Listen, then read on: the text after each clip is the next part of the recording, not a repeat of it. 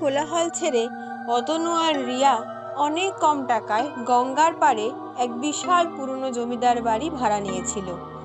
বাড়ির কেয়ারটেকার হরিপদবাবু বারবার বারণ করেছিলেন, বাবু, দোতলার পশ্চিমের ঘরটায় দিনের বেলাতেও যাবেন না কিন্তু, আর সন্ধ্যার পর ওই বারান্দার কোনো শব্দ শুনলে ভুলেও জানলা খুলবেন না।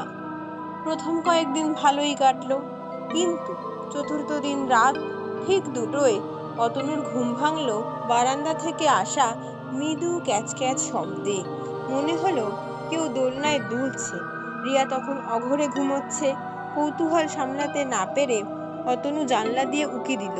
ঘন কুয়াশায় ঢাকা বারান্দায় সে দেখল জমিদার আমলের সেই পুরনো দোলনাটা দুলছে, কিন্তু দোলনার উপর তো কেউ বসে নেই।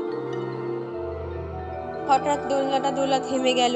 অতনুর মনে হলো